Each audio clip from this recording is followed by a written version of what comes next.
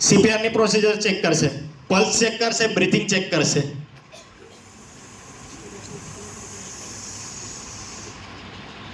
Look, listen અને feel check કરવાનું, look કરવાનું. નાક પાસે એના ધબકારા સાંભળવાના છાતીના, એ શ્વાસ લેતો હોય તો એના હવા જે આવતી હોય તે, અને ફીલ કરવાનું.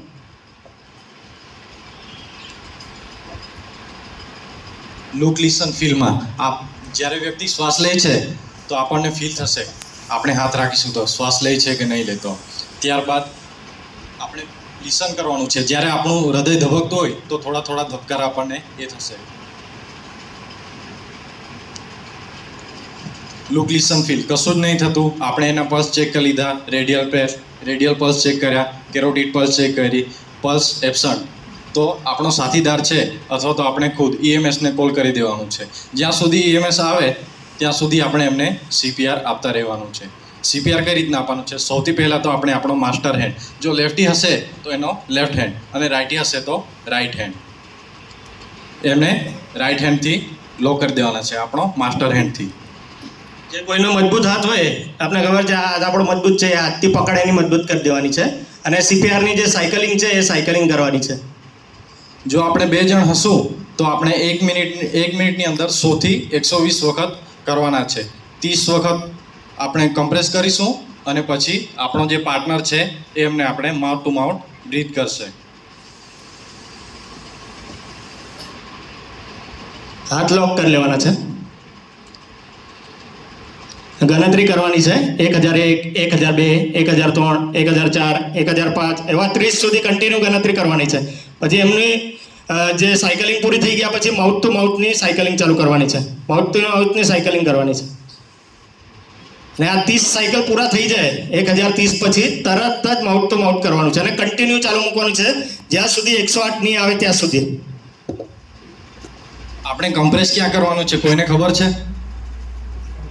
આ હૃદય પર કરવાનું છે, બટ આપણું હૃદય ક્યાં છે આપણને એમાં આઈડિયા નહીં આવે. એટલે આપણે સૌથી પહેલાં તો આપણે ઝાયગોપેડિક હોય છે, બે આપણો જે હૃદય છે છાતીની પાસળીઓ વચ્ચે રક્ષાયેલું હોય છે. અહીંયા હોય છે 2 પાસળીઓનું જોઈન્ટ હોય છે ને ત્યાંથી બે પાસળીની ઉપર એટલે કે 2 આંગળીની ઉપર અહીંયા ત્યાં આપણે કમ્પ્રેસ કરવાનું હોય છે. કમ્પ્રેસ એટલે કે દબાણ આપવાનું હોય છે. કેટલું દબાણ આપવાનું હોય કોઈ આઈડિયા ખરી?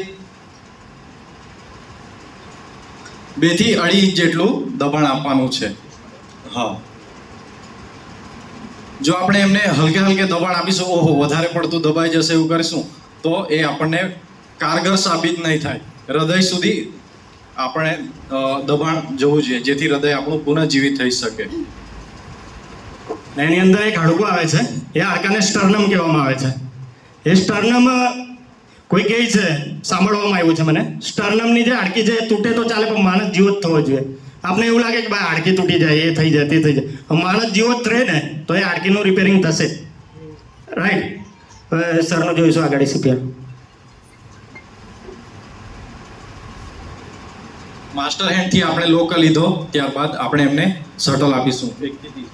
1 2 3 4 5 6 7 8 9 10 11 12 13 14 15 16 17 18 19 20 21 22 23 24 25 28 29 30 30 પછી બીજી સાયકલ ચાલુ કરવાની માઉથ ટુ માઉથ વાળી.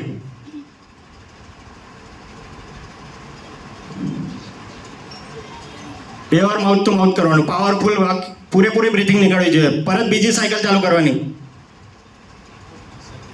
30 સાયકલ પૂરા થઈ ગયા પછી માઉથ ટુ માઉથનું કરવાનું.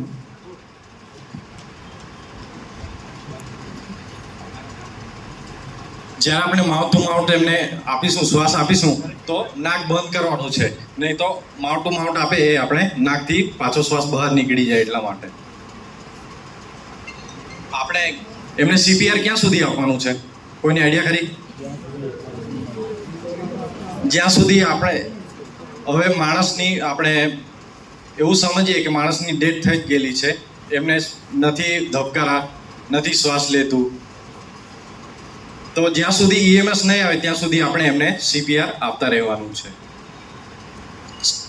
એના માટે છે આપણે શ્વાસ અને ધબકારા બંધ થઈ જાય એની 2 થી 6 મિનિટની અંદર જો આપણે એમને સીપીઆર આપશું તો એ માણસના બચવાના ચાન્સ વધી જતા હોય છે. આપણે સીપીઆર આપતી વખતે આપણે ડૉક્ટર નથી બનવાનું. કેમ કે આપણે